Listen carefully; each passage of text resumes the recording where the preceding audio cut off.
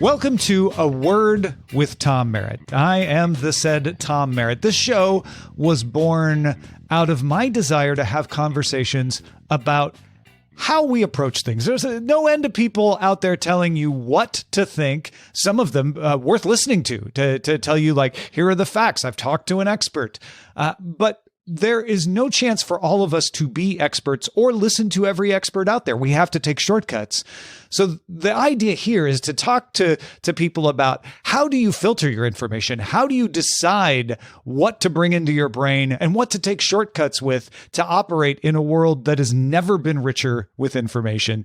These kinds of conversations are the sorts of conversations I've had almost my entire life. I attribute my love of just jabbering on to my grandpa Carl, who I would just sit in their front room and we would quote unquote solve the problems of the day while he paged through the St. Louis Globe-Democrat, not that liberal Post-Dispatch rag, and we would discuss things. And then I'd go over to my grandma Roxy, and we would have great conversations, and she'd tell me how evil Reagan was and all of that. And so I got all sides of the political spectrum and great conversations. It has led me to this moment. And my first guest, I couldn't be happier, is the host of Alienating the Audience and The Political Orphanage, a member of the political triad, Mr. Andrew Heaton. Welcome. Hello, Tom. I am thrilled to be hanging out with you, and I am honored to be on this new show. Thank you so much thank you so much for being honored. Thank you. Yes. You are welcome for being honored. Yes. The word for today, friends, is tribalism. By the way, I want to say I will always have a word of the day, and I will sometimes cheat and make it 2 or 3. But for this episode, it's one word. The word is tribalism. And the reason I'm picking that word is twofold. One is we're all talking about, tribalism and partisanship all the time these days. But also, Heaton here is researching this and trying to get to the root of what causes it, right? I am actively writing a book on tribalism and groupthink, and it's all very selfish. I've just been really irritated the last few years, and I don't really fit in tribes very well, and so end up getting the rancor of everybody. So I'm trying to figure out why is everybody acting this way? How do I quit getting yelled at parties? Yeah, and honestly, the idea of tribalism getting in our way is sort of at the root of wanting to do this show, because it is harder and harder to have a conversation unless you're all patting each other on the back and telling each other how right you are. So how do you dig into tribalism without being tribal about it? I don't know that you fully can, because my theory, and I should say the theory that I've struck upon, I don't believe I'm the person that came up with this. I think that tribalism is innate to the human experience. And I'd like to go ahead and define tribalism. When I'm saying it, I mean unhealthy groupish behavior. I think belonging is very important. I think being a part of a group is great. Having a tribe of friends, all these things are wonderful. So I'm not saying everybody should be like a completely atomized individual hanging out by themselves or anything like that. Rather, I'm using tribalism in the sense of I'm going to throw myself into groupishness and militate against another group, and that struggle will be the dominant factor that determines the relationship between us. That's what I mean with tribalism. And I think tribalism in that sense is born out of both the positive elements of being human beings, which is to say that we are a hyper-social species, but it also lends itself to these negative externalities that come out of that. We like being on a team. We seem to crave opposing another team. We like being on a team, and that makes us get to the point where we will prostrate our logic. Prostrate our logic. I was going to let that one go. But Thank you. I appreciate prostrate it. Versus we will prostrate. You don't want to pee it out. Yeah. I was doing so well. Didn't I sound so intelligent up until that prostate faux pas? We will throw that all out the window, and I think aside from just kind of the inhibition that we get with reasoning, we also get into the very bad habit of demonizing, of sort of preemptively seeking out conflict and all that kind of stuff. All this brings back to your original point. I think that because tribalism is innate to the human experience, and I don't think that anybody's immune to it, you always run the risk of sort of either deluding yourself into believing that you were inoculated against it, or alternately forming a anti-tribe tribe, which I think is what I'm trying to create, is like, look, we're going to form a tribe, but at least we're going to be aware of it. And we're going to try to highlight and obviate some of our sharper edges. Yeah. I think it's impossible not to be part of a tribe unless you're Grizzly Adams. Yes. Unless you're just the man on the mountain hiding away, which, let's be honest, most of us are not. Well, but even then, theoretically, let's say that Grizzly Adams runs into Sam Elliott and also Ron Swanson when he's out in the wilderness one day and they make fun of his plaid. If he recognizes them as peers in this archetype that he's a part of, he's going to feel as if he's losing cachet with his tribe in some capacity. So even then. Yeah, I think one of the frameworks I use to sort of test my approach to ideas, and this is one of those shortcuts I'm talking about, is how would this have worked in the most primitive but still recognizably human situations? And that's why I think tribalism is so endemic and unavoidable. Is it's how we evolved to survive, right? You would have your group of people that you lived with. There would be your family, but also your extended family, the people in the village, whatever. And your relationships with other villages, other tribes, other gatherings, even pre-village, right, would be the definition of tribal relations. Sometimes they might be good. You might exchange ideas and goods and services. Often they were bad because and maybe not even, I shouldn't even say often, but sometimes they might be bad because you're competing over the water, in a parched area, or you're competing over the wildlife or the good hunting ground or whatever. And I feel like that helps me explain a lot of our tribalism, which is, we can have tribes that get along and have friendly competition, and we can have tribes that go head to head. But and whether we should be calling it tribe or group or whatever, clan, clique, clan, we're all part of more than one because our society is all complex. But it's natural for us to want to be part of that because that was an evolutionary advantage for us. Very much so. And there's a lot to unpack there. To put a pin in what you just said, I think that is probably the best way to ameliorate our tribal impulses is to have a identity that spans multiple groups, because that enables you to kind of understand that we are humans in different capacities. We'll get back to that in a minute. I like to take that evolutionary approach to it that you just hinted at. The downside to it is, of course, that it is all or almost all subjecture. There's no way for us to actually test it in a clinical lab setting. But I do travel someday. But I very much do like putting that lens on it of based on everything we know of evolution, what's going to happen. So I'll go a step further past you, Tom. I like that you were being kind of open to like, well, maybe some of the encounters were bad, some of the encounters were good. It would seem to be based on the hardware that we've inherited, that if the encounters were bad, they were so deadly that the human psyche had to be kind of wrapped around tribe is a function of survival. And a lot of the time, the enemy tribe might spell out your doom. And the reason I say that is twofold. One, most of the archaeological evidence we have of the archaeological record is that the world was much more dangerous and prone to warfare if we go back pre-civilization than it is right now. There is one thing we can look at in terms of modern hunter-gatherers, although you have to put a very big grain of salt in that. Modern hunter-gatherers, while they're more egalitarian and less hierarchical than the society we live in, they also have much higher rates of homicide and violence. But we have to put a grain of salt along with that observation because they're also exclusively living in parts of the world that are so resource scarce that nobody else pushed them away. So for that reason, they're not necessarily emblematic of where we used to live. But the other thing that I think is interesting, and this really goes into tribalism because language really impacts tribalism, is it would seem that accents are not random, but they're an evolutionary feature of mankind. So it's not that we just kind of randomly drift in various directions in terms of how we speak. They happen almost at a pace. And it seems to be a phenomenon of when we were developing speech as a species or a predecessor species, it was more evolutionarily advantageous to be able to immediately recognize outsiders or perhaps cousin status than it was to be able to communicate. And that would indicate that even though there might have been good situations that were happening, the deadly situations were deadly enough that this kind of fight or flight instinct in terms of us versus them groupishness was very important. And we've all inherited that. Yeah, that makes sense.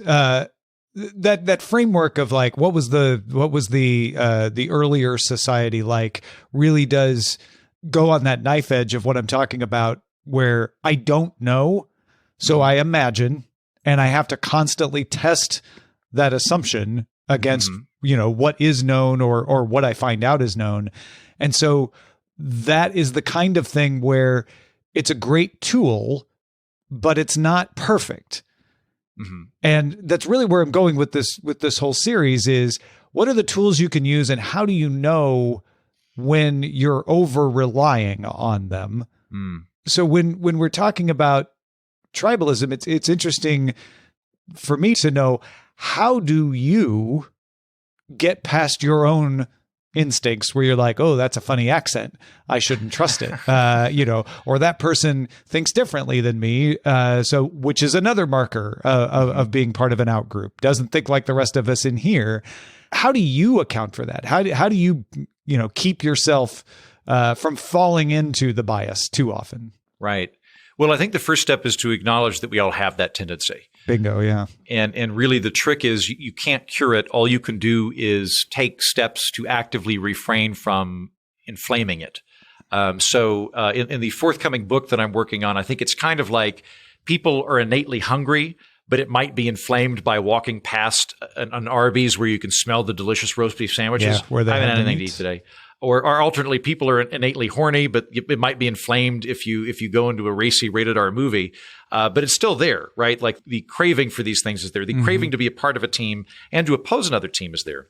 In terms of the steps that we can take to try to ameliorate this, one, as I mentioned and you've mentioned, being aware of that tendency is very important. Something that you mentioned earlier in the show is I think it is innately helpful to be a part of multiple tribes. So one of the things that I look at that I think is exacerbating tribalism right now in our society, and I say this as a secular, unchurched individual, is that I think that kind of one of the major big factors is just the fact that people are no longer going to a church or a synagogue or a mosque or anything like that. And the reason I say that is I think if you were to go back, 50 years where pretty much everybody's going to some kind of religious body, you could go to the local Catholic church and you are an altar boy there or a subdeacon or whatever I don't know Catholic hierarchy super well. I'm going to go with Presbyterian. You're a deacon at the Presbyterian church. And the other deacon's a Democrat and you're a Republican. Well, you know that in truth to you, your church identity is more of a strong community than the abstract concept of a political party is. You know that Bob's a Democrat, you're a Republican, but you know he's a good guy. And you're going to, you're getting coffee after church. He can drive your kids home, all these things. So when you're encountering him and he has a very odd idea or an idea that you strongly disagree with, he's at least human to you. And I think the more of these different institutions or clubs or whatever you're a part of, I think that just you're more apt to encounter people that you would otherwise disagree with or that you have some commonality in. And that's going to allow you to interact with them in a way that won't immediately tripwire that us versus them instinct. Yeah, the common refrain I hear about that is either, it's the decline of religion that's causing the problem, and if we would all get religion again, that would solve it. Or, it's all this technology. People have rely too much on TV and the internet. It used to be TV, now it's more the internet in that critique. But you're relying too much on technology instead of actually leaving your house and going outside and looking around. I think those are all too simplistic, though, because I'll tell you what, I feel way more a part of my community since I got a dog than I did before, because I walk the dog. And when I walk the dog, I go outside and I run into people. And so maybe that does lend some credence to the religion and TV arguments, but I don't think it's because we're all weak people. That seems to be the implication of a lot of criticisms. Is like, people are just stupid these days, and right. And why can't they be like me and do things right? But I don't think it's that. I think it's that we have too many other impulses. And in the olden days, you get bored faster and you'd go find, Pat next door and find out what's up. And it's not because you're a weak person that you don't do that. It's because we've structured such a more complex society. Yeah, I agree with you there. I don't think that it's any type of moral malaise or moral weakness that is resulting in this. I in fact, categorically reject that. And insofar as we can look at morality over the last 300 years, I think it's been getting better and better. We seem to have developed a much greater sense of societal empathy. You go back like 300 years ago, like bulldogs exist because they were literally bred to fight bulls for the amusement of Englishmen and later Frenchmen. And that's messed up, right? Like that would be, no one wants to do that now. No one wants, the few reprobates who need dogfighting are a subset of the population. So insofar as there's been movement, I think it's been positive. But I'd say the hardware has not changed at all. So I think you're right. I think it's really a structural phenomenon more than any type of lethargy going on.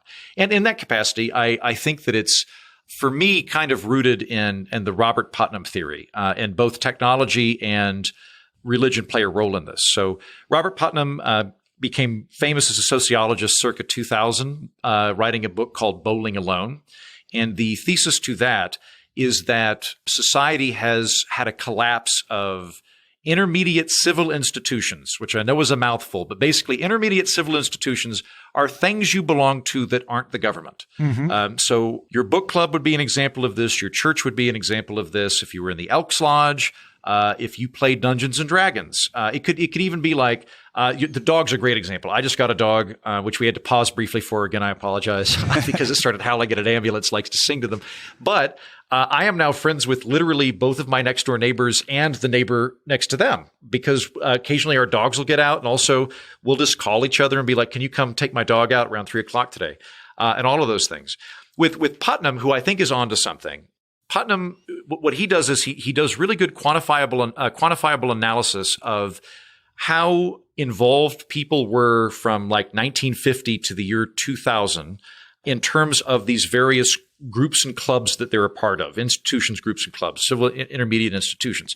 And he notes that there has been a remarkable decline in membership to these things. So I extrapolate from that as we have been declining in club membership, group membership, neighborhood associations, etc., and in particular religion, that the religious impulse has shifted onto politics, which remains a group activity that has not been impacted by all of this. Politics remains, if not standard, a bigger force in our lives, and so people have done that.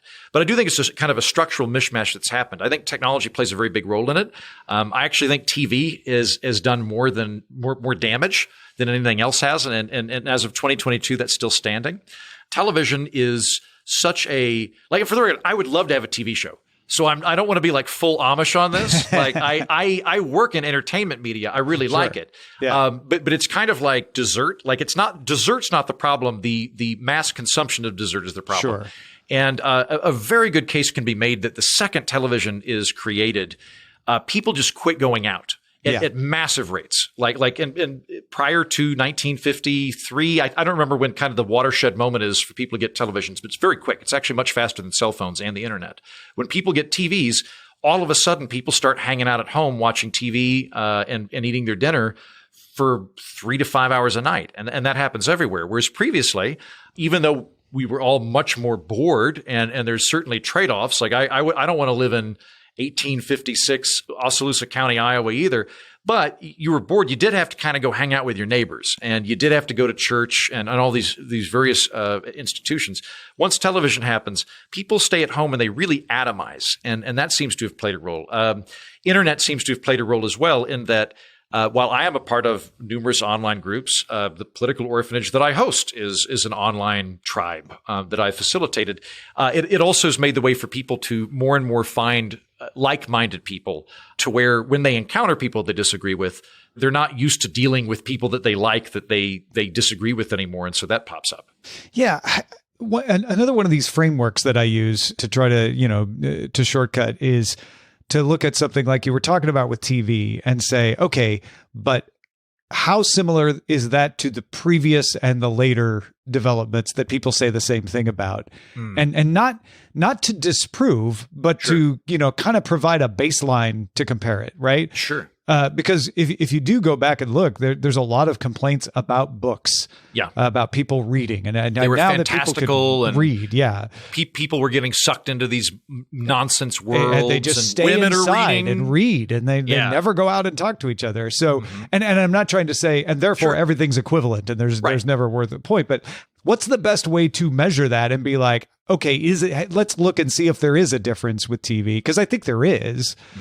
You just have to be able to say, what do we look for that tells us, oh, the book thing had an effect, but the TV had a bigger effect or lesser effect or whatever. Sure. Well, first of all, I think you absolutely should be doing that, right? I mean, you're basically applying the scientific method to the theory, which is like when you create a theory, you don't try to prove the theory, you try to disprove the theory, and you steel man it yourself.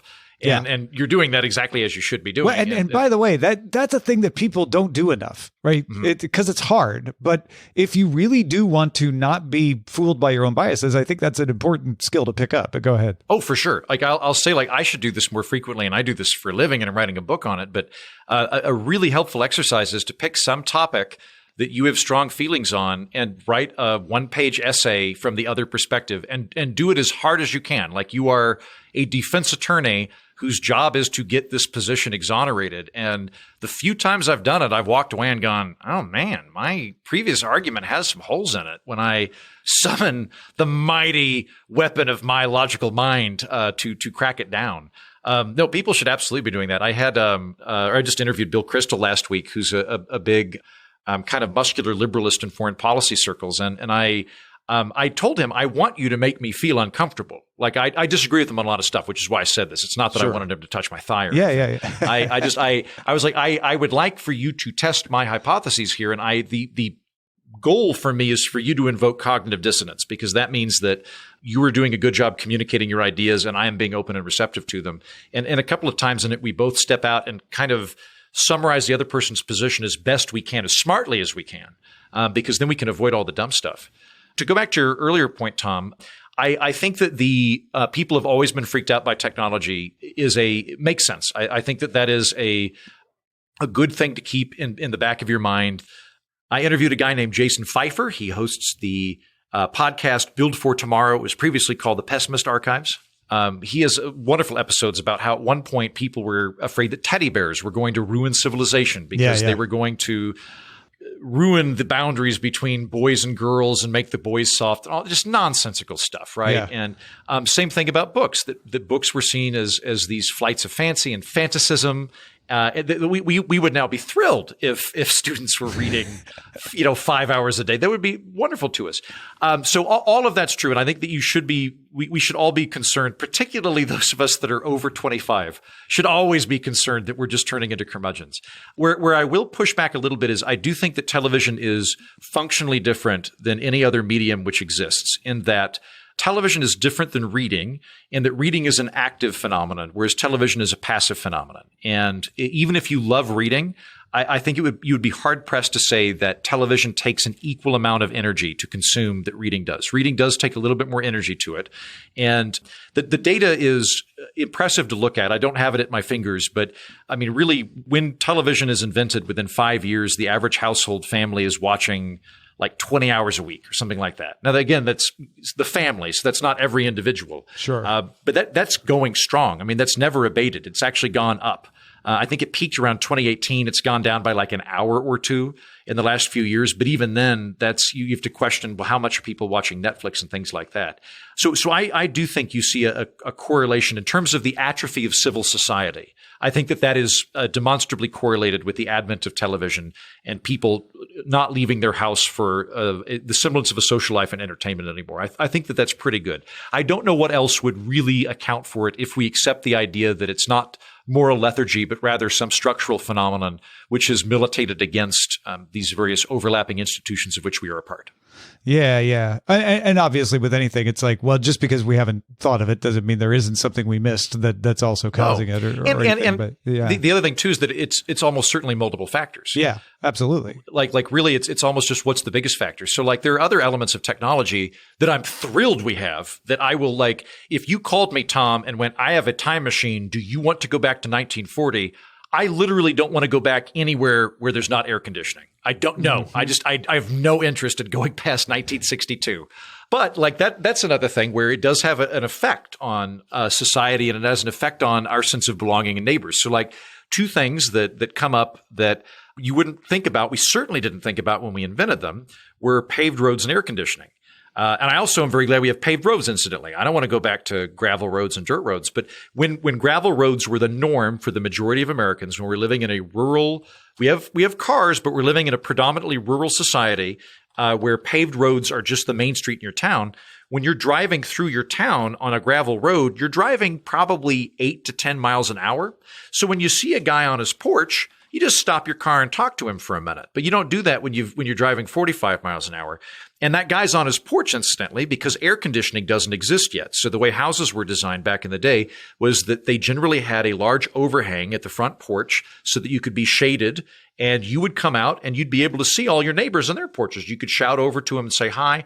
And we don't do that anymore. Now, again, I want air conditioning. I live in Texas. I do not want to get rid of air conditioning, but there's lots of different factors like that. There's also some theories that the emergence of suburbs have perhaps contributed to this by virtue of having people that work in one place, I was going to connect the paved roads with transportation as being another element of that, right? Is that not only are you in a car, but you're going farther. You're certainly not walking home, and so you're not passing through anywhere either. Yeah. That is a theory. It doesn't seem to be, the correlation's much weaker than television. And the reason I say that is, according to Robert Putnam, kind of insofar as we can quantify membership in these intermediate institutions, the Elks Club, Garden Club, et cetera, and, Neighborhood Watch, all that stuff, it peaks in the 60s. It peaks in like 1968 or so is kind of the apotheosis of Americans joining stuff. Whereas the move to the suburbs happens well before that. It starts happening in the 50s. So unless there's a weird lag effect where people continue doing whatever their previous society thing was, even when the technology removes the reason for it, that does not seem to be. The other thing that is not correlated with it is the size of government. Now that I would say I'm a little government guy, so I would love for this. That means you like a little government, not that you're a small government guy. I don't even know. What's the difference there? You're a normal sized person is what I'm saying. Yes. I am not a short bureaucrat. You're not a member of the government who's very short. Yes. Right. Rather, I am a delightful, wonderful person who likes free enterprise and limited government. Yes. And it would somewhat behoove it would be somewhat beneficial to my worldview to find out that the government crowds out civil society. And this is a theory that conservatives like, that when you have welfare and you have really active government programs, that they eliminate the need for people to depend on each other, and that atrophies civil society. But the data doesn't seem to support that conclusion based on two things.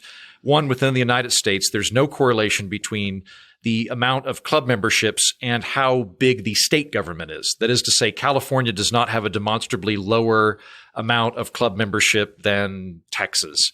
And you would assume that would be the case. And then the other better example is that Norwegian states have massively huge governments, and they have much higher social trust and intermediate civil institutions. So it doesn't seem to be correlated. And it's like that's something that we can kind of look at and go, well, we ought to toss that one out. Yeah. I think another one of those shortcuts that's like steel manning. Steel manning probably sounds like a lot of work to people, which, it's like, man, I have to write a whole paper from another point of view. A shorter version of that I like to do is say, well, let's take the same statement and put something different but equivalent in, right? And I did that earlier when we were talking about TV and books. Like, right. Okay, if I put books in there, does it sound ridiculous? Which case, that's a hint. It's not proof, but it's a hint that maybe there is something different about TV. And so when you were talking about TV being easier to watch, I was doing that in my head and saying, okay, so let's say, okay, TV is correlated. The rise of TV watching is correlated with a lack of participation in these community groups, into these substitute tribes, basically. Is it because TV is new? No, because TV hasn't been around that long in the full scope. Are we going to get literate at TV? I don't think so. And hear me out here. Okay, all right. Because again, this is a postulation, not an assertion, right? Uh-huh. Have you ever had a TV show where you're like, oh, I can't watch that. That's too complex. I'm going to put this easier TV on, right? Yeah, I've got that. Depending on my mood, maybe I'm going to, yeah. So what I'm wondering is there a situation where the problem isn't TV, the problem is easy TV, right? Right. Sort of like, the problem isn't books, the problem is romance novels, would be a reverse way of applying that to books. And I'm not saying romance novels are the problem. I'm saying that's an allegory there that you could do. Like, is there a situation where we learn that, TV is a problem? However, if everybody's watching very complex television, it doesn't have the problem because, maybe we get tired of TV and go out and seek each other. Or is it more of a situation of like, even if it's more complex, that's just going to drive you to watch easier TV more, and that makes the problem worse? I don't know. Maybe it's possible. I mean, I think that if we're going to swap in variables, I feel like junk food would be a really good one here. Yeah, that's a great one. We crave high calorie, fatty, salty, sugary stuff, and that craving's not gone away. We still want that food just as much, and kind of in the same way, junk food's probably a lot tastier now, I'm guessing, than it was 50 years ago. But we've managed to make it healthier. And on that note, I'll say, like, I think television's way better now than when I was a kid. Television is so much better, and it's instantaneous. Like we're living in the golden age of TV right now. So possible that by virtue of having more complex television, we will kind of wear ourselves out on it. I don't think so for this reason, or I think so, but I think it's going to be marginal, right? Like I moved to Dallas a few years ago. I didn't know anybody in Dallas, and I remembered having these conversations with myself where I'd get home from work and I'd go, God, I'm tired. I just want to drink a beer and watch TV. And I'd force myself and go, no, if I do that, I'm never going to make friends in Dallas. I have to go out, and I'd go swing dancing. And that partly informs ended up in Fort Worth. And I went to, there's a great place called Sons of Herman Lodge that does swing dancing in Dallas. I made some good friends there. That's amazing. Yeah. But I remember how how exhausting that was. Like it was like to force myself to go do that. And I'd have to give myself little tricks. Like I only have to go for half an hour and then I can leave if I want. And sometimes I would, sometimes I'd stick around. I think that if that was going to happen, it would have happened in mass a while ago. I'm sure that it has happened to some extent. I don't get the impression that my grandparents were worried about TV consumption for their kids. I don't think my parents were terribly worried about TV consumption for me. I think that. Oh yeah, no, my parents agonized in my era. Growing up in the 70s, the boob tube. Kids watching the TV too much. Like you gotta limit it. Maybe it's because I was just very active. My parents weren't that worried about it. But I was about to say, like, my contemporaries that are having kids are worried about that, right? Yeah. So there's a whole thing about screens in general, right? Yes. So there are these restrictions in terms of how much we do. But I don't think it would solve the problem for this reason. Like restricting your kids from watching TV for 5 hours on a Saturday, I think is different than we are not going to watch TV after 6 p.m. at night. I think the time people are going to go watch TV is, even if they're limiting themselves to an hour, is generally going to be when they're home from work and they're tired and they might otherwise go out and meet people. I just realized why it was different. In the 70s, first of all, it was self-limiting. You only had 3 channels. Right, so kids would get bored anyway. And 2, there was a lot of like, TV's going to make you dumb, but not my responsibility to do anything about it. Whereas there's a whole different ethos to parenting. I'm sorry. Go ahead. Well, I do think you're going to see some changes. I do think we're going to slowly learn both phone and online etiquette. Like I think there's going to be etiquette around it. And I guess we've kind of done that. Like I wasn't around in the 50s, but I'm guessing if you just came over, didn't say anything to the host, sat in front of the TV and refused to leave, that would have been considered impolite. I would imagine so. Yeah. I wasn't around then either, but that seems reasonable. I do think phones were developing an etiquette. Like I think we're going to get to the point where we just we'll get to the point where like we just agree we don't check our phones or text during meals. Or like if and when I sire children, you won't be allowed to have your phone at the dinner table because I want you to focus on who you're around. Yeah. I think I don't know about you. I really don't engage in online arguments anymore. I did when Facebook was new, but I've kind of been burned on it enough, and I've realized that it's mostly a waste of time. And so I've quit doing that. And I feel like a lot of people have just all kind of checked out of political arguments on Facebook. So my new thing, if it starts to turn into an argument, is just say you're right. Right. Or you could very well be right. Yeah. Or something to that effect. I even if I don't think it, I just lie. And I'm like, this is what you want to hear. We're not arguing to learn anymore. You're right. Mm-hmm. Yeah. So I do think we'll come up with like there are certain things where technology greatly shoots ahead of society's ability to deal with it. The printing press is another good example of something that I'm very glad we have that caused a lot of tumult when it first came out. So that all might happen. And then there's Korea. Where the first movable type, people often forget. Did they also use it to bring down the Catholic Church? Or they did used use it to create the longest lasting Confucian society in history. I don't know what that says about the printing. Cool. Okay, so apparently it could be used for. I mean, it wasn't very egalitarian for people, but sure was stable. That sounds fascinating. I'm gonna have to look into that. I don't know a lot about that. There's also the hope that with the TV thing too. Like it's weird that I've become like a 1980s anti-TV guy. I used to work in TV. I'm flying to the History Channel next week to do stuff with the History Channel. It's just the amount of people. Well, you're a tobacco executive who doesn't. Yes, smoke. Exactly. Yeah. No, I'm a tobacco executive who smokes a cigar a week and tells everybody else you can enjoy your cigar. Just don't smoke it 3 times a day. I think perhaps we're going to see some changes due to lockdown and the pandemic. And it also wouldn't surprise me if you're going to see some real long tail stuff from kids that were in lockdown. Because if you're an 8-year-old in lockdown, you've effectively experienced a lockdown 9 times as long as I experienced as a guy in my mid-30s. Yeah, and so just because a percentage of your experience of nothing else. Exactly. And the amount of memories you're making are at a higher frame rate than the amount of memories I'm making. It's my hope, and I kind of see this with my friend group. I don't know about you, Tom, but like I am more I just went and bought $150 worth of board games. And am now pushing my friends to come over once a week or once every other week. And I am not taking for granted my ability to go see people anymore. I imagine a lot of other people in that thing. So it might be that we get kind of a resurgence in these various groups and that we develop a more healthy balance with television consumption. Well, and that actually leads me to wanting to circle back on something. When you made what I thought was a great comparison to food, for junk food and stuff, which makes me wonder if maybe we just are not as far through the TV adoption cycle as we think. Maybe because it had such a fast adoption, we think so. The thing with food that I remember growing up was as junk food got more and more popular, the fear was, well, it's the tastiest. We're evolved to want fats, and because they're rare, but now that they're plenty, it's just going to get worse and worse. And it hasn't.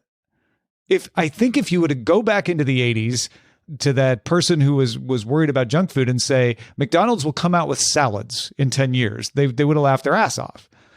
Yeah, but right. We're doing things that I didn't think as far as changing our habits to be healthier. And I'm not just talking about elites. I'm not talking about the Whole Foods folks. I mean, in general, people, there's less of that, like, all I do is eat steak, right? Like there's a little more of like, oh, yeah, I just want to eat a sensible diet. And I think it's been centuries that we've had to get our grips around abundance, at least a couple of centuries. And we're just starting to have the glimmer of like, maybe as a society, we are starting to learn how to control that part of our character. Maybe it just takes a little longer, and you need, not that I want a pandemic, but you need things like a pandemic to kind of shove people towards like, hey, maybe having too much of this is a bad thing. Go play some board games at Heaton's house.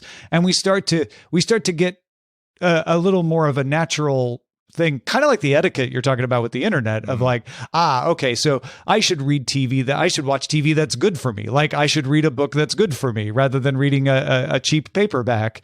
Maybe we start to develop that, because I feel like TV is becoming the book, the way, Dickens serialized his novels and we now read them as novels. TV is serialized storytelling that we're going to think of as a novel, as a complete unit. And again, they're so much better. I'm like, there's multiple series. Yeah, exactly. Right. I love Better Call Saul. I'm watching that. I'm watching a documentary on James Savile, bad guy, by the way. I love Star Trek. There's all these things.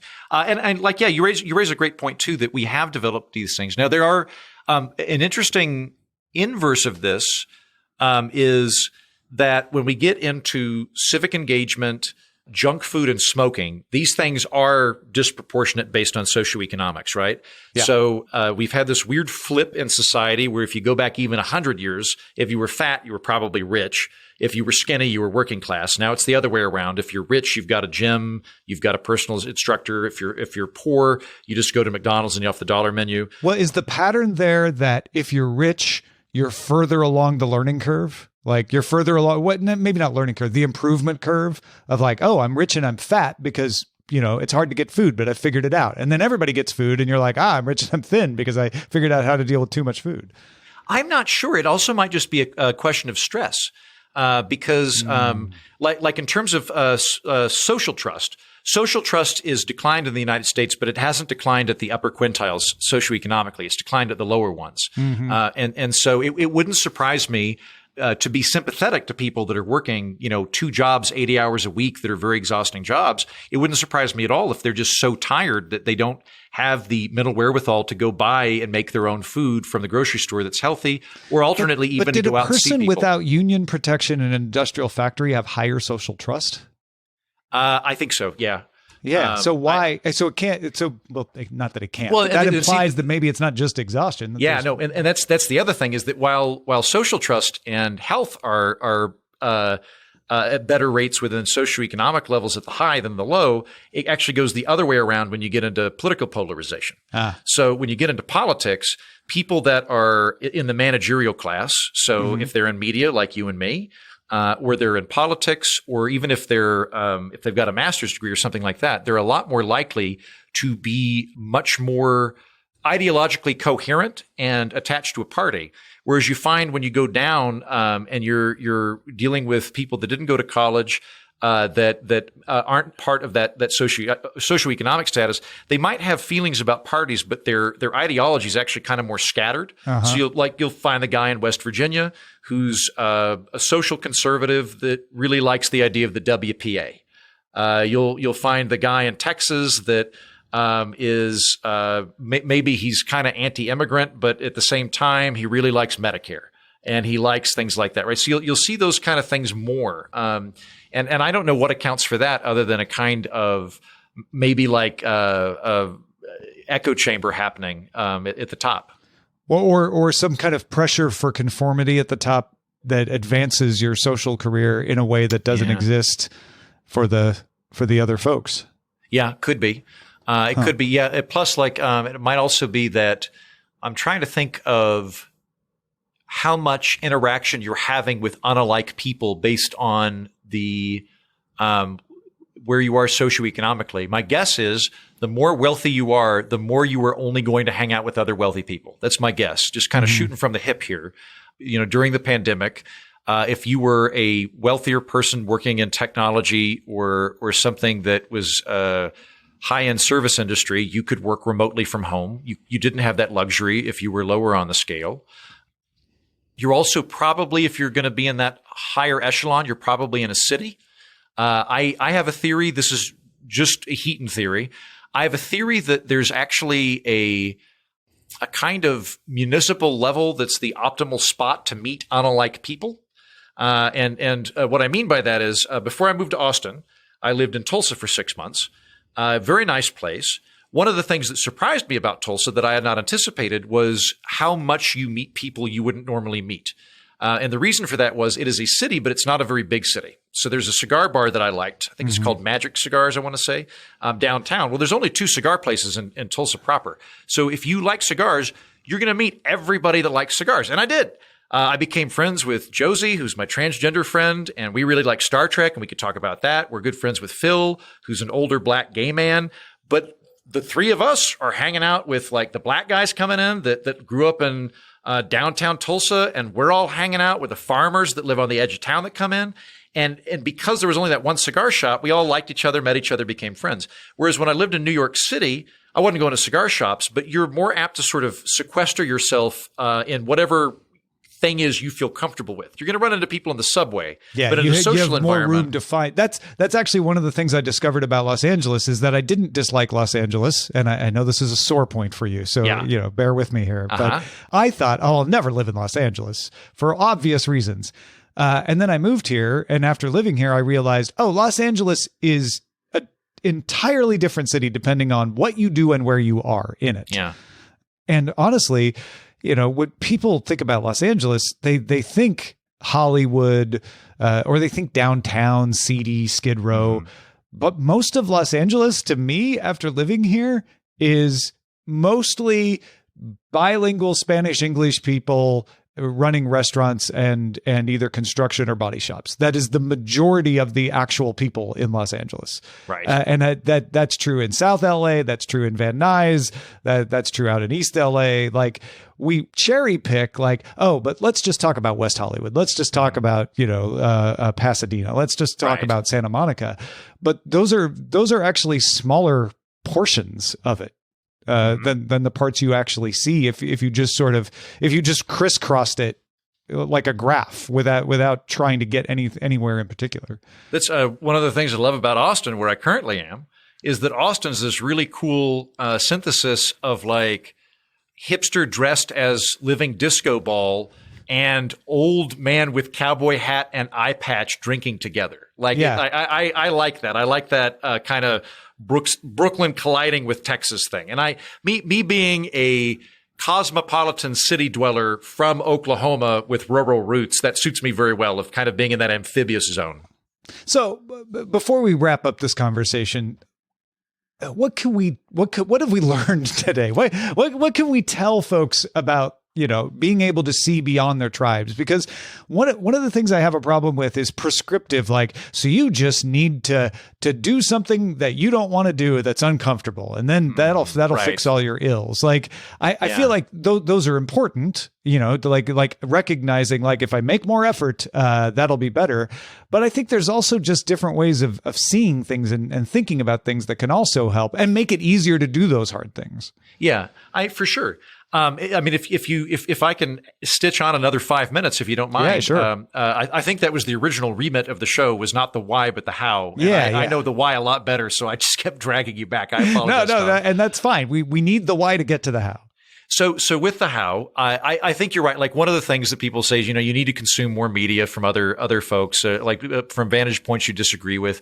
Not only is that kind of exhausting to have to go consume more media than you already were, there's also some pretty good evidence that it backfires, that you just go, man, they're even dumber than I thought, that you basically just provide yourself with more ammunition for why you dislike them.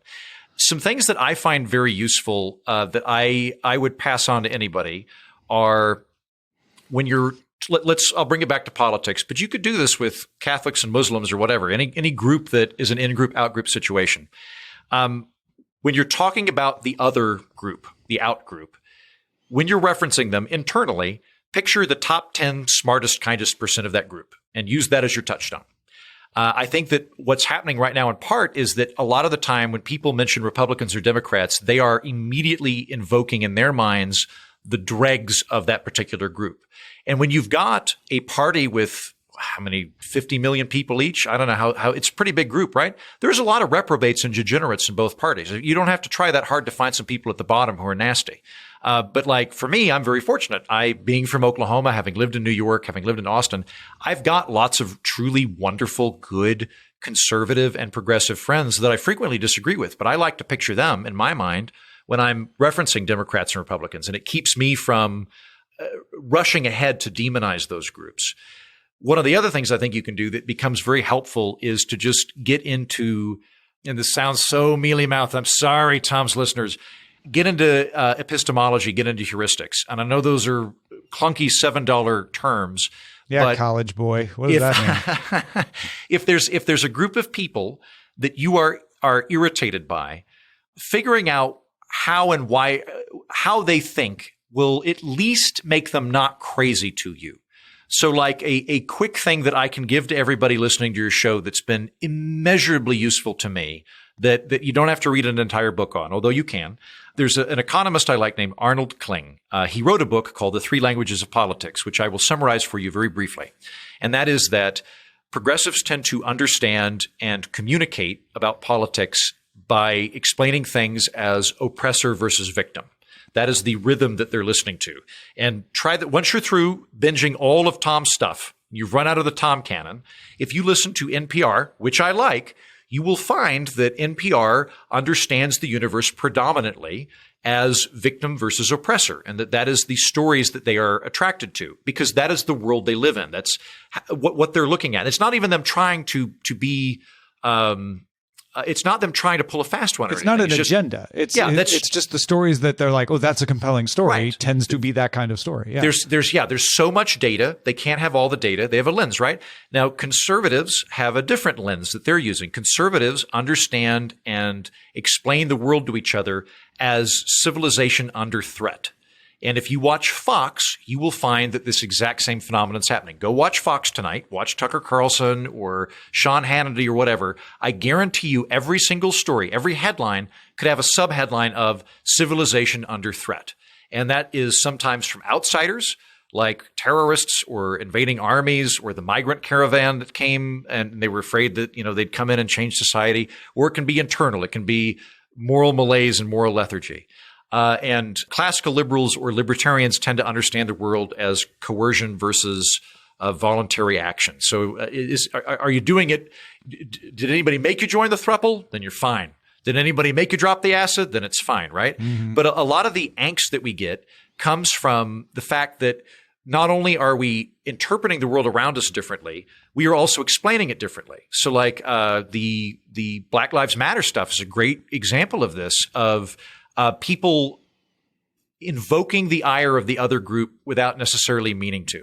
So Black Lives Matter, and I'm speaking very broadly right here about a very complicated topic, but Black Lives Matter, when you're talking to progressive Democrats, they are seeing a historically marginalized group of people that are suffering at the hands of the authority, which is police. That makes sense to them intuitively. That's the world they live in. So they're wanting to fix that situation.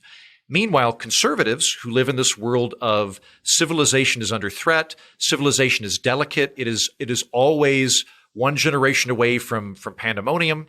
They're seeing this as you guys are kicking against cops. Well, cops are what hold chaos at bay. Cops are what hold the bad guys from coming into my neighborhood and robbing me. So the conservatives are seeing this as you fools are kicking the legs out from under the table. And so both of these groups are almost I'd say talking that's even about different phenomena. More pertinent to defund the police aspect of that particular one. Perfect example of that, of like that going on. There's also we could really get into the weeds here, but there's a political scientist that I like. I'll probably bring him on again. It's either Eric Grossman or Michael Grossman. I apologize for getting that name wrong too. One of the things he's pointed out that I think is pretty accurate is, with the exception of Donald Trump, Republicans tend to organize their party ideologically, whereas Democrats tend to organize their party coalitionally. And what that means is that Republicans are thinking in terms of schools of thought. You've got your neocons, you've got your social conservatives, you've got your libertarians. They're organizing around thought. Meanwhile, the Democrats tend to organize around the various groups that are a part of their coalition: the unions, the teachers, African Americans, and all these various groups that comprise a lot of the time marginalized people that have kind of banded together to aid the system to help them, right? So when conservatives and progressives look at each other, they don't understand that the other team operates in a fundamentally different way. And so they infer the other team is operating as they do and lying about it. So you'll see this with a lot of conservative talk radio hosts. They'll look at the liberals and go, I am so steeped in ideology. The progressive running for office must be as steeped in ideology as me, but they're not talking about it. They're not talking about. So they're hiding it. Locke or Barry Goldwater. Exactly. Yeah, so right. they must be secretly reading Saul Lipinski or reading Karl Marx. There's no way that they could be. Sure. They must be as much of an ideologue. And the truth is, a lot of the time they're not. Like I don't really. Biden has a theoretical construct he's operating under. We all do, but I don't really think Biden is like an academic guy sitting down and reading Probably Karl not. Marx or anything like that, right? Meanwhile, Democrats look at the conservatives and they go, well, we're operating coalitionally. You all must be operating coalitionally and lying about it. So what you're really doing, you just want to promote the white guy, the white men, and all this nonsense about ideology. That's just a smokescreen. And the truth is, no. I've gotten drunk with both groups, and behind the scenes, I can tell you the conservatives actually do really care about the ideology. They don't pull the mask off and say that their goal is to keep black people down. They would love for more black people to have guns. They're really into guns. These And then I'd say another one that would be great for anybody, and I would highly recommend his book, The Righteous Mind by Jonathan Haidt. He gets into this wonderful stuff of moral foundations theory. So moral foundations theory is the idea that we have like moral taste buds. And we have 6 of these taste buds, and they are an aversion to something, an aversion to tyranny, an aversion to injustice, to filth, to disloyalty. And there's 6 of these things, and they're real, which is to say that everybody actually is viscerally experiencing these things. We're not lying about it, but we have different formulations. Yeah, so just like we have different tastes. Exactly. So just how like in India, like they're less receptive to spicy than I am. I can't handle it. When I go to an Indian restaurant and they ask me how strong do you want this? The cilantro thing one. where it tastes like soap to some people and delicious to others, right? Right, exactly. If I go into an Indian restaurant and they go, how spicy do you want this? I tell them 5 on a white guy scale. And they laugh and go, oh, okay, that means a 2. And it's like, great, because they're not as impacted by that, right? So these are visceral things that are happening, and you do tend to see these different formulations of what people viscerally react to. Conservatives tend to they're more level. So they're experiencing disloyalty much higher than progressives and libertarians are. They're experiencing an aversion to filth much higher than libertarians and progressives are. Meanwhile, progressives are really just like injustice and suffering. Everybody's bothered by a puppy getting kicked. Everybody doesn't like that. Progressives really don't like that. It really bothers them. And they're really bothered by injustice, but they're kind of low on everything else. Conservatives are bothered by injustice, although they've got a different definition, but they're kind of level on everything. They have everything, but it's more like across the board. And then libertarians just kind of only care about tyranny. Everything else doesn't bother them nearly as much. Yeah. And I'll say, like, on my end, I've taken his test multiple times. I do not have a gag reflex. Like, every time I take Jonathan Haidt's test, I am apparently a traitor with no gag reflex. I have no sense. You're the English food of the. Yes, I exactly. I've got very low. I've got this weird thing where I'm really high on suffering and I'm really high on tyranny, which doesn't tend to map in an American context. So I'm worried about the puppy getting kicked, and I'm pissed off when you tell me to buckle my seatbelt on an airplane. Those are the 2 things that affect my political orientation. But I'm not bothered by disloyalty. I don't like, you're from Iowa, I'm from Oklahoma. All right, I don't care. That doesn't mean anything to me. Okay, like you were disrespectful to the flag by saluting it with a coffee cup in your hand. It's just a bunch of magic as far as I'm concerned. But I have to acknowledge that when somebody is offended that the president salutes with a coffee cup or whatever, they're not making it up. They are actually offended by that. And so Jonathan Haidt does a great job of being able to explain a lot of the people that you disagree with, be they conservative, progressive, or libertarian, they are really feeling these things that offend them. And when you understand that they're not lying to you, or to go back to Arnold Kling, you understand that they're not crazy. They are operating on something. Then it's at least a lot easier not to fly off the handle at them. And you can at least, I think, begin to understand where people are coming from. It doesn't mean you have to agree with them, but you don't immediately go, I don't understand this. It's scary. I hate it. They're the other team. I'm the good team. And I must change them or fight them. Right. There are other options in there. Yeah, I'd throw in a combo of a couple of things, because if you only follow certain stuff, you're going to get that phenomenon that you talked about where you end up thinking like, well, see, there's another example of how dumb they are. But I think if you do inoculate yourself and expose yourself to different opinions than just your own in-group, that's helpful. So this is just what I do, and it's mostly relates to Twitter. So it may not be that applicable to anybody else in any other situation, but I tend to look for people who are not what I would expect, right? The Black African conservative. The log cabin Republicans would be the classic example of that. But and when I say Black African conservative, I mean somebody from Senegal who's like really conservative. We're like the super Texan thick accent cowboy hat socialist. Yeah, right. Exactly. Like look for folks like that, and for folks who aren't just constantly beating everyone else over the head, but saying like, hey, this is where I come from. I tend to try to follow a lot of those kind of people so that I get gut checked a lot. Yeah. But I get gut checked by people again. If they start to enrage me, I get rid of it. I unfollow it because that's just going to drive me back into my corner. So I try to follow people like Varad Mehta is one person I follow. I'll check him out. Who are just like, how do you spell that? Varad and then Mehta. Just a person who's like, yeah, but you know, like, but look at this side of it, and definitely has an angle, definitely has an opinion. But that I call it inoculating, because you don't want to just follow all the people on the other side and read their most extreme things, because that will just drive you back into your corner. Yeah. Oh, I think that's really, really smart, Tom. I think that's smart because I think that there are false tribes. I think that the Republican and Democratic Party are effectively false tribes. And the problem that we experience is that, I'm sorry, can you guys hear the lawnmower? There's not a lot I can do about that. Is that showing up? I don't hear it. Oh, good. Apologies. Cut this part out, Amos. When we enter periods of stress or duress, we tend to seek solace in a tribe. And so I think that's a large part happening right now. And I suspect it happens whenever there's big cultural shifts, big economic instability, or wars. We rally around whatever our team is.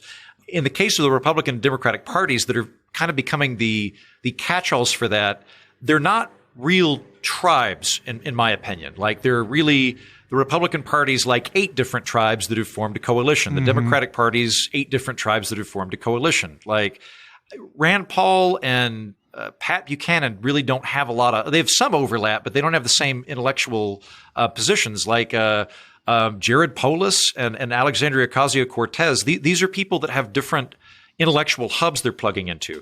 And one of the things that I think is very beneficial of finding people that don't fit a mold is you start to see where there are false lines or false models that you're laboring under.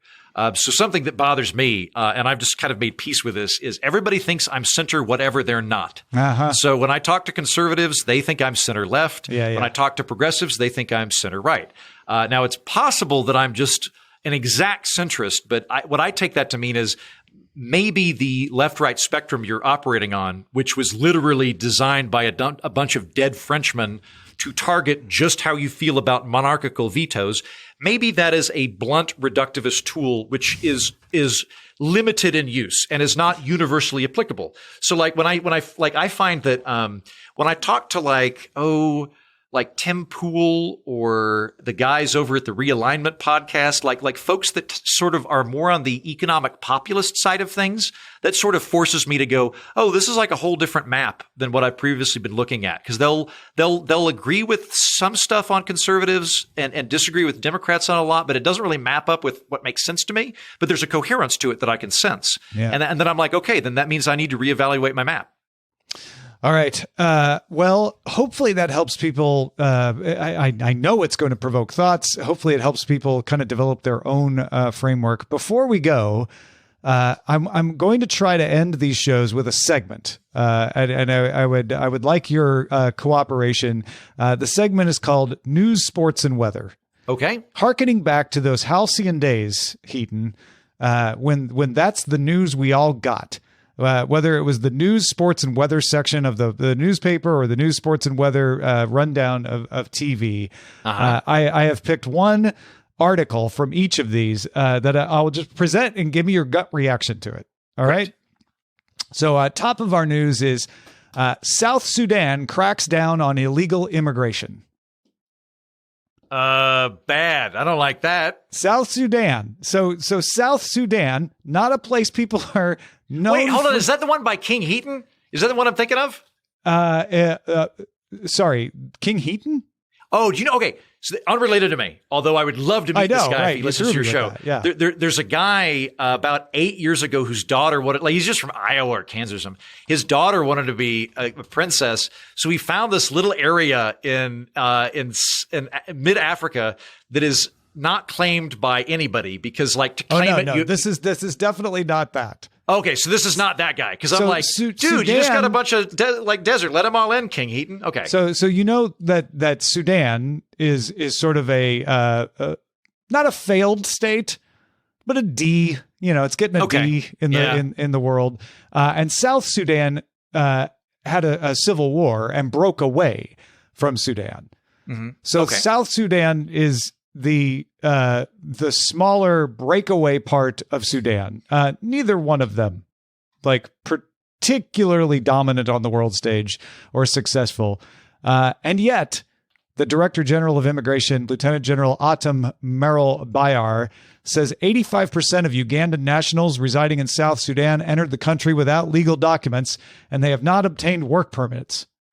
So they've been given that's not the South Sudanese. That's from Uganda. Yeah, there's too many Ugandans breaking into South Sudan, so they have been given a 2-week ultimatum to register or get out. My response to that is, we'll take them. I don't know what Ugandan food is like, but it's probably pretty good, and we don't have enough folks in Detroit, so let's take them all to Detroit. I think it's fascinating that we think of these issues as being like, well, obviously the United States has a problem with illegal immigration, but South Sudan can also have a problem with too many Ugandans trying to get into South Sudan. I think you could make an argument that Uganda is maybe a better place overall than South Sudan these days. I don't know. I could be wrong about that. I don't know a lot about that. I will say, for folks that think America is super racist, I encourage you to travel because when you start hanging out in other countries, you find out I'm not going to point fingers here, but there's a lot of countries that say stuff I would never say. And it's just like dinner conversation. Yeah. The other side of this story is that millions of South Sudanese fled to Uganda during the Civil War. So a lot of these Ugandans coming back to South Sudan used to be South Sudanese. Oh, that sucks. Yeah. There's one of the things we find in Oklahoma, where I'm from, is that there's a bunch of people that are part Cherokee or Choctaw, and they don't have any papers, which means they can't get federal funding. They're not a part of the tribe. But it makes total sense that they don't have papers because they were marched at bayonet point, or their ancestors were marched at bayonet point into the state. And when they had kids, the government was like, "Do you want to register these as the Indian tribe we just tried to kill?" And they're like, "You know what? Maybe not. We're going to rename ourselves Torkeldinker, become Methodists. His name is Buck."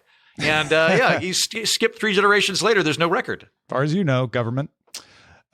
Here's our sports story. Rookie reaches base 15 times in first 4 games. This is a baseball story about Stephen Kwan.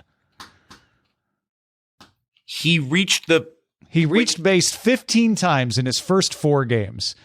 Generally, you get 4 at bats a game. So he did real well. He's killing it. That's 15 out of 20. That's a real good rate. Okay, nice. He also apparently brings a base with him when he travels. Like an actual base that you would put out on the field to play baseball. But he takes it to the hotel and stuff. Yeah, there's a picture of it strapped into an airline seat. Wow. Okay. First of all, I'm thinking weird sex stuff. This seems like a good way to get people to come back to the hotel room. Of hey, I've actually got a base right there if you want to come check it out. And also, this quite the flex to just spend money on a first class seat for your base. We didn't say it was first class. It looked kind of that's true. To be honest. That would be the real flex. Would be to have a first class seat and then go put your base in coach and then tell the person, "I'm going back to first class. Please watch my base for me. Please watch my base." All right. Wait, what team is it? The Cleveland Guardians. So is that? Did they make new baseball teams? That's like minor leagues, right? No. That's the Cleveland Major League Baseball team. They just changed their name. Oh, so that was the Cleveland Indians. Yeah, and this year they're playing under the name Guardians. I was so sad when it was the Washington Redskins. They changed their name to the Washington Football Team. I loved that. I loved that bit. Yeah, I was sad when they changed because I was like, I've lived in Washington. The most emblematic name for a sports team in Washington is the soulless. You're sad that they actually went ahead and picked a new name now. Exactly. No, 100%. Because I'm like for that gray bureaucrat-blooded city, having to go, yay, football team was the most apropos thing they could have done. So I was very sad when they left that. They are now the Washington Commanders as of next season. No, they'll always be the Washington football team to me. And now in weather, Welsh steam trains may be saved by biofuel that has had the oil pressed out of it. So there's a lot going on there. Yeah. There's a lot going on there. Prince is the oldest operational steam engine in the world. Its diet until now has been Welsh steam coal. No better coal than Welsh coal, folks. Yep, they make it good. And yet, with a shortage of coal and environmental concerns, that's why it ends up in the weather category. Okay. They are looking for alternatives and pressing rapeseed oil out of the vegetable material leaves the vegetable material behind, right? So you get that oil that you're going to sell in the grocery store. Okay. You can take that leftover and you can burn it in prints. Nice. Keep the steam train going. Got it. And like, is this train different than like are most trains over there diesel or are they electric now? Or this is historical preservation. Gotcha. So this is like the trolley that they've got in like Blenafestinog or some other delightfully named place up there. Yeah. This is it's the oldest operational steam engine in the world, which is why we keep operating it. Nice. Okay. Good. Well, good for them. I'm glad they're keeping that going. I like Wales. Wales. Have you ever been over there? I have. I've been to Swansea. Yeah. It's a wonderful place. Wales is a good place. And like, England's kind of nasty to it. Like whenever you tell English people you went to Wales, they go, why? Why did you go to Wales? I feel like Wales is the Generation X of the United Kingdom though. Ooh, like nice. They kind of get ignored or criticized and they don't care. They're like, whatever. That's better. I would have, up until this exact moment, I'm going to steal that from you. I would have said it's Arkansas plus castles. But being from Oklahoma, I don't mean that as a bad thing. I'm aware of how the rest of the country talks about Arkansas. But I like the Gen X thing. That's a good perspective. Well, thank you. Well, that's going to do it for this episode. Andrew Heaton, thank you so much for chatting with me, man. My grandmother and grandpa would be proud. It was my absolute pleasure, Tom. I am a huge fan of yours. I was so excited to be invited on this new and glorious show, and I think we probably fixed America. If we didn't, we came darn close. If we moved the needle. World. So before we go, I'm a huge fan of what you do as well, especially the Political Orphanage, which I think is a service to the world. Let folks know about what you got going on. Thank you. That's very kind of you. One of the most flattering things that ever happens to me is you and I will text or talk and you will reference my show in a way that you actually listen to it. And I'm thrilled by that. It fills me with light. So I host the Political Orphanage, which is a lot of the stuff that we talked about today, because I kind of started the show coming out of partisan media that I worked in. I don't like partisan media. I'm very tired of it. Hence the name, the Political Orphanage. I wanted to create a space for people that don't feel like they're being catered to by red team versus blue team dynamics, maybe even have friends that they disagree with and like them, and want to figure things out rather than just being gladiator fights with them. So I created the Political Orphanage for that reason. I do a fair amount of the kind of cognitive stuff that we talked about today, of getting into different perspectives and heuristics and getting into social trust and things like that. And then the rest of the time, I endeavor to get into rather than why the Democrats are horrible and ruining America or why the Republicans are all fascists and ruining America, rather than doing that, I make a very earnest attempt to just figure out what are the actual tectonic elements beneath a particular issue. So like a couple of months ago, I did one on housing. And I don't claim to be objective. I just claim to be earnest. So I am going in and I've got my own biases. As I mentioned during the show, I'm kind of a free enterprise, tiny government guy.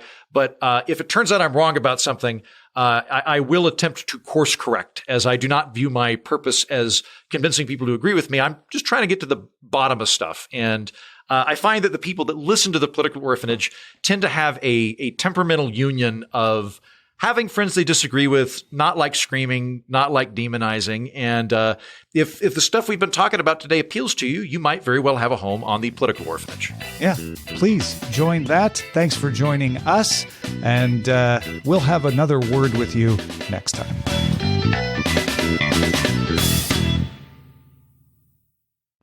There is a category that we can look at, although you have to put a big grain of salt with that, which is that modern hunter-gatherer societies tend to be more egalitarian, but also much more violent than modern society. I'm so sorry. There's an ambulance going by, and my dog sings to ambulances. Well, it's probably all that violence that's happening, in those nearby hunter-gatherer societies. Hold on. I'm going to put him in the backyard. I'm so sorry. It's totally fine. Hey, buddy. I know. It's cute. All the same, you're going to have to hang out outside for a minute.